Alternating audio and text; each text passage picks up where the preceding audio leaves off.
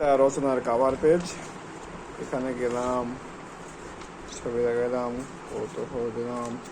প্রেমে ব্যর্থ, মাদক আসক্তির একটা কারণ, বিভিন্ন টাইপের মাদক।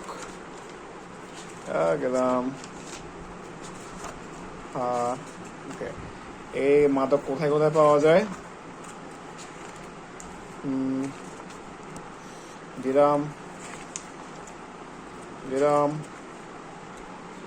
ওই মামা, মাল লাগবো নি? মাদক ব্যবসায়ী ক্রেতা খোঁজার পায় তারা। দিলাম। তারপরে ভিতর থেকে মাদকের নীরব ঘাত।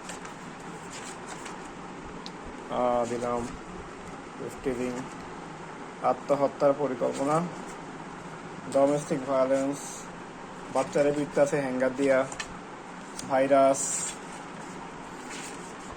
রাষ্ট্রের ক্ষতি, পুলিশ এনে কিডন্যাপ করে ফেলছে, ইকোনমির ধস, বিষণ্ণতা, ভুল সিদ্ধান্ত, মাদক হতে মুক্তি তাবিজে খুলতেছে। গেল।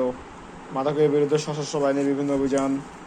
তারপর তথ্য সত্যগুলো কিভাবে দিয়ে একটু দেখো। হ্যাঁ, সিরিয়ালে অনেক তথ্য দিলাম, তো তথ্যগুলো এভাবে সিরিয়ালে আসতে থাকে। তারপর এখানে একজন সচেতন নাগরিক, কিউট আঙ্কেল।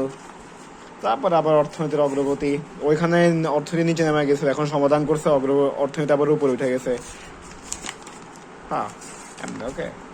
তারপর উপসংহার হারাইলাম, লাস্টে দিয়া একটা হ্যাপি, সবার মিল বন্ধনের মাধ্যমে জিনিসটা সমাধান সম্ভব, ওইটাকে জানান দিয়ে দিলাম।